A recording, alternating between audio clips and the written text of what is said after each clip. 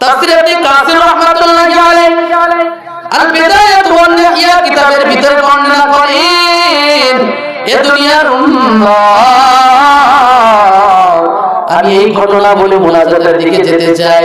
তাফসীর ইবনে কাসির রাহমাতুল্লাহি আলাইহি আল বিদায়াত ওয়ান নিহায়া কিতাবের ভিতরে বর্ণনা করেন, ঈসা আলাইহিস সালাতু ওয়াস সালামের জামানার ভিতরে একজন মা জননী তার একটা মেয়ে সন্তান দুনিয়ার জমিন থেকে বিদায়, দুনিয়ার জমিন থেকে যখন এই মেয়ে সন্তানটা বিদায় নিয়েছে, প্রতিদিন ওই মা জননী ওই মেয়ের কবরের কিনারায় যে কান্না করে দোয়া করে, আর মালিকের কাছে দুই হাত তুলে বলে, আল্লাহ আমার সন্তানকে আপনি মাফ করে দেন, আমার সন্তান যদি অন্যায় করে থাকে মাফ করে থাকে, জান্নাতের ব্যবস্থা করে দেন, এই বলে বলে কাঁদতেছে।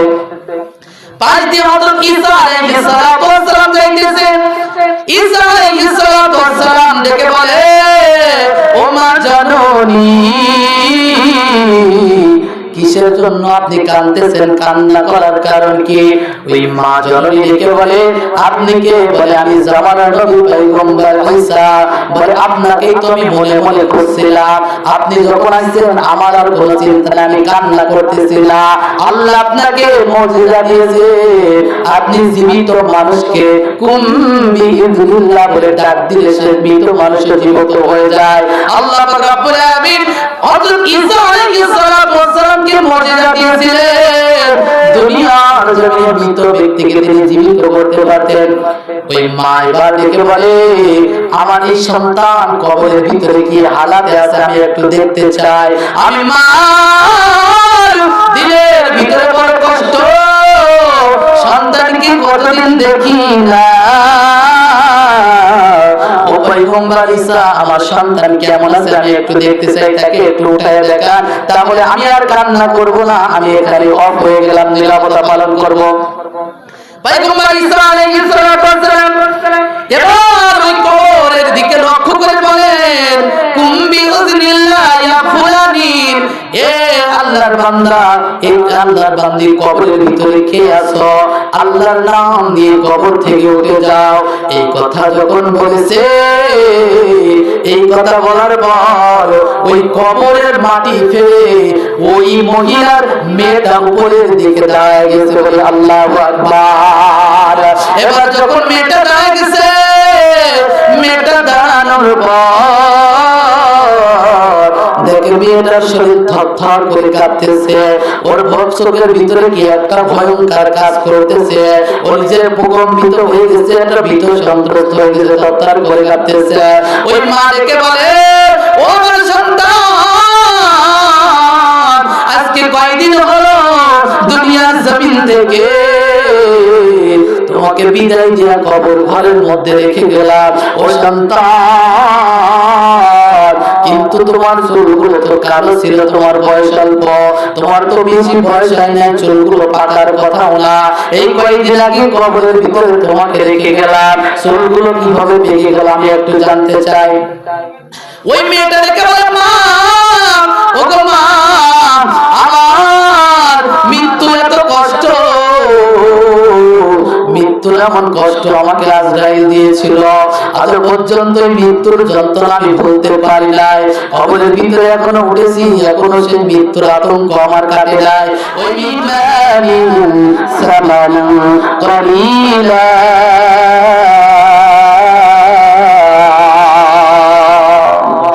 আল্লাহ পাক রব্বুল আলামিন বলেন, দুই নম্বরে যারা নাকি আল্লাহর সাথে দেওয়া শপথকে যারা ভঙ্গ করবে, দুই নম্বর আল্লাহকে দেওয়া শপথকে প্রতিদিন আমি আপনি নামাজের ভিতরে বলি, ইয়্যাকা না'বুদু ওয়া ইয়্যাকা নাস্তাঈন।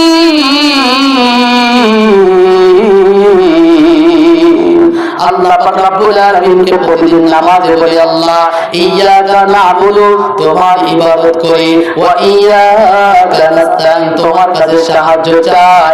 এবার মসজিদ থেকে বাহির হওয়ার পর যদি অন্য মানুষের প্রশংসা করেন, অন্য মানুষের চরিত্র ফুলের মতো পবিত্র, অন্য মানুষের প্রশংসা করেন, ইবাদত যদি অন্য মানুষের হয়, আর মসজিদ থেকে বেরিয়ে এসে যদি সাহায্য মানুষের কাছে চান, আর বিভিন্ন জায়গায় যে বলে টাকা না দিলে বাঁচবো না, তুমি সাহায্য না করলে বাঁচবো না, তাহলে নামাজে রবের সামনে দাঁড়িয়ে বললেন, শপথ করলে রব তোমার ইবাদত করি, তোমার কাছে সাহায্য চাই।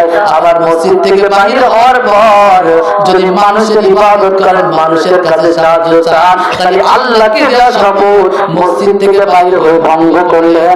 আল্লাহ ওটাই বলে যারা নাকি রূহ জগতে দেওয়া অঙ্গীকার এবং এই নামাজে দেওয়া শপথকে ভঙ্গ করবে, মহান রব কিয়ামতের ময়দানে তাদের সাথে ব্যবহার করবে। পাঁচটা করে বলেন কয়টা?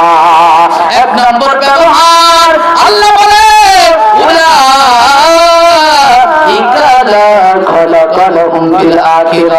আল্লাহ বলে আখিরাতে তাদের কোনো অংশ থাকবে না। আল্লাহ কিন্তু কিয়ামতের ময়দানে প্রত্যেকের অংশ দিবেন। একটা নেক আমল যদি করে, ফামাইয়া আমাল মিসকাল যাররাতিন খায়রান ইয়ারা ওয়া মান ইয়ামাল মিসকাল যাররাতিন শাররান ইয়ারা। একটা নেক আমল যদি যারা পরিমাণ করে সেটার প্রতিদান বান্দা পাবে, একটা বদ আমল যদি পায় সেটার যারা পরিমাণ বদ আমলের প্রতিদান আল্লাহ পাবে। আল্লাহ পাক রব্বুল আলামিন বলে কিয়ামতের ময়দানে ওই বান্দাদেরকে আমি কোনো অংশ দিব না, কোনো নেক আমল দিব না, কিয়ামতের ময়দানের কোনো অংশ ওই বান্দা পাবে না। দুই নম্বরে ওয়ালা ইউকাল্লিমুহুমুল্লাহ, ওই বান্দার সাথে আমি আল্লাহ কথা বলবো না। নজর করে দেখেন আজকে দুনিয়ার জমিনে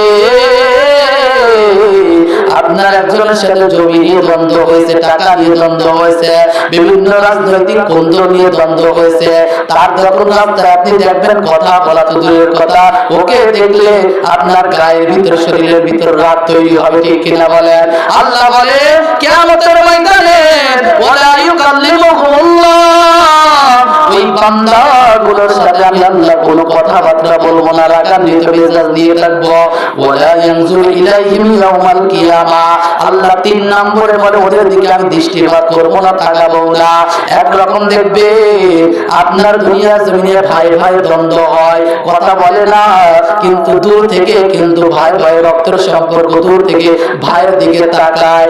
আজকে দুনিয়া জমিনে দ্বন্দ্ব থাকলে একজন ব্যক্তি কিন্তু আরেকজন ব্যক্তির দিকে তাকায়, কিন্তু আল্লাহ বলে ওই বান্দাগুলোর দিকে ওয়ালা ইয়ানজুরু ইলাইহিম ইয়াউমাল কিয়ামা, কিয়ামতের ময়দানে আমি আল্লাহ কোনো দৃষ্টিপাত করব না।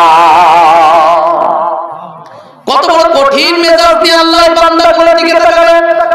4 নম্বরে বলে ওয়ালা ইউযাক্কিহিম, ওই বান্দাগুলোকে আমি আল্লাহ পরিশুদ্ধ করব না। অথচ কিয়ামতের ময়দান, এই ময়দানে আল্লাহ পাক রব্বুল আলামিন কত গুনাহগারকে রহমান রহিম নামের ওসিলায় করে দয়া দেখায়া কত ওসিলা দিয়ে জান্নাতের মধ্যে দিয়ে দিবে, গুনাহকে পরিশুদ্ধ করে দিবে, পাহাড় সমান গুনাহ দিয়ে বান্দা উঠবে। আল্লাহ রাব্বুল আলামিন বান্দার দিকে রহমতের নজর দিয়া পরিশুদ্ধ করে গুনাহ মাফ করে জান্নাতের মধ্যে ঢুকিয়ে দেবে। কিন্তু আল্লাহ বলে যারা শপথ এবং অঙ্গীকারকে ভঙ্গ করবে ওদের 4 নম্বর শাস্তি হবে ওয়ালা ইউযাক্কিহিম, ওই বান্দাগুলোকে আমি আল্লাহ পরিশুদ্ধ করব না। 5 নম্বর লিখতে হবে ওয়ালা হুম আযাবুন আলীম। আল্লাহ পাক রব্বুল আলামিন বলেন 5 নম্বরে ওই বান্দাগুলোর সাথে আমি আল্লাহ রব্বুল আলামিন যে ব্যবহারটা করব ওই বান্দাদেরকে ভয়ঙ্কর জাহান্নামে ফেলে দেব। এই মুসলমানদের গোলাম জাহান্নামের আগুন এত বড় ভয়ঙ্কর আগুন নবী আমার জানায়া দেয়। নবী যখন মেরাজে এই যে রজব মাস চলতেছে, এই মাসের 27 তারিখে যখন মেরাজে আল্লাহর কাছে গেলেন, যাওয়ার পর আল্লাহর সাথে কথোপকথন করতেছে, হঠাৎ করে একটা বিকট আওয়াজ, আল্লাহ পাক রব্বুল আলামিন হাবিব ভয় পেয়ে গেলেন, ভীত সন্ত্রস্ত হয়ে গেলেন। ভয় পাওয়ার পর আল্লাহকে ডেকে ডেকে বললেন, আল্লাহ আওয়াজটা কিসের আওয়াজ? আল্লাহ পাক রব্বুল আলামিন ডেকে বলেন, হে আমার হাবিব, জাহান্নামকে যেদিন তৈরি করা হয়েছিল ওই জাহান্নামের গভীরতা কতটুকু এটা পরীক্ষা করার জন্য উপর থেকে একটা পাথর নিক্ষেপ করা হয়েছিল। ওটা যাইতে যাইতে যাইতে যাইতে যাইতে যাইতে আজকে জাহান্নামের নিম্ন স্থানে যে পৌঁছালো, ওই নিচেই পড়ার কারণে এই বিকট আওয়াজ তৈরি হয়েছে। বলে আল্লাহু আকবার। জাহান্নামের আগুন এমন কঠিন আগুন যে আগুন গায়ে লাগতে দেরি হবে, গায়ের পশম লোমগুলো, আল্লাহ চামড়াগুলো ঝরছে, যেতে দেরি হবে না। এ মুসলমানদের গোলাম, অল্প সময়ের ভিতর মোনাজাত দিতে চাই, কত ওয়াজ কত দিকে আমরা শুনি, কিন্তু আমার আপনাদের দিলের পরিবর্তন হয় না। এজন্য মৃত্যুর ভয় অন্তরের ভিতরে ঢোকানোর দরকার আছে না নাই? যদি মৃত্যুর ভয় অন্তরে থেকে যায়, ওই মানুষটা দুনিয়ার জমিনে আর অন্যায় করতে পারে না, ওষুধ খেতে পারে না, ঘুষ খেতে পারে না, নামাজ ছাড়া থাকতে পারে না, অন্যায় করে মানুষকে কষ্ট দিতে পারে না, ওর মুসলমান ভাইকে কষ্ট দিতে পারে না। এই জন্য মৃত্যুর কত কষ্ট, এই কষ্টটা যদি আমি আপনি এখন থেকে উপলব্ধি করি, ওই মানুষগুলো আর কখনো খারাপ কাজের দিকে লিপ্ত হবে না। তাফসীর ইবনে কাসির রাহমাতুল্লাহি আলাইহি আল বিদায়াতু ওয়ান নিহয়া কিতাবের ভিতরে বর্ণনা করেন, এ দুনিয়ার উম্মাহ, আমি এই ঘটনা বলে মুনাজাতের দিকে যেতে চাই। তাফসীর ইবনে কাসির রাহমাতুল্লাহি আলাইহি আল বিদায়াতু ওয়ান নিহয়া কিতাবের ভিতরে বর্ণনা করেন, ঈসা আলাইহিস সালাতু ওয়াস সালামের জামানার ভিতরে একজন মা জননী তার একটা মেয়ে সন্তান দুনিয়ার জমিন থেকে বিদায়, দুনিয়ার জমিন থেকে যখন এই মেয়ে সন্তানটা বিদায় নিয়েছে, প্রতিদিন ওই মা জননী ওই মেয়ের কবরের কিনারায় যে কান্না করে দোয়া করে, আর মালিকের কাছে দুই হাত তুলে বলে, আল্লাহ আমার সন্তানকে আপনি মাফ করে দেন, আমার সন্তান যদি অন্যায় করে থাকে মাফ করে থাকে, জান্নাতের ব্যবস্থা করে দেন, এই বলে বলে কাঁদতেছে। পাঁচ দিন হযরত ঈসা আলাইহিস সালাতু ওয়াস সালাম যাইতেছে। ঈসা আলাইহিস সালাতু ওয়াস সালাম ডেকে বলে, ও মা জননী, কিসের জন্য আপনি কাঁদতেছেন? কান্না করার কারণ কি? ওই মা জননী ডেকে বলে, আপনি কে? বলে, আমি জামানার নবী পয়গম্বর ঈসা। বলে, আপনাকেই তো আমি মনে মনে খুঁজছিলাম, আপনি যখন আসছেন আমার আর কোনো চিন্তা নেই, আমি কান্না করতেছি না।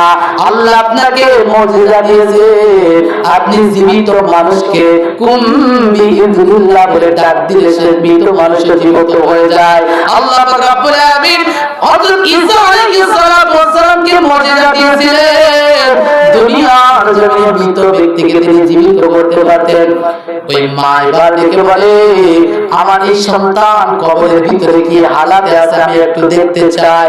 আমি মা দিলের ভিতরে বড় কষ্ট, সন্তানকে কতদিন দেখি না, ও পয়গম্বর ঈসা আমার সন্তান কেমন আছে আমি একটু দেখতে চাই, তাকে একটু উঠায় দেখান, তাহলে আমি আর কান্না করব না, আমি এখানে অফ হয়ে গেলাম, নিরাপত্তা পালন করব। পয়গম্বর ঈসা আলাইহিস সালাতু ওয়াস সালাম এবার ওই কবরের দিকে লক্ষ্য করে বলেন, কুম্বি উযনিল্লাহ ইয়া ফুলানি, এ আল্লাহর বান্দা, এই আল্লাহর বান্দির কবরের ভিতরে কে আছো, আল্লাহর নাম নিয়ে কবর থেকে উঠে যাও।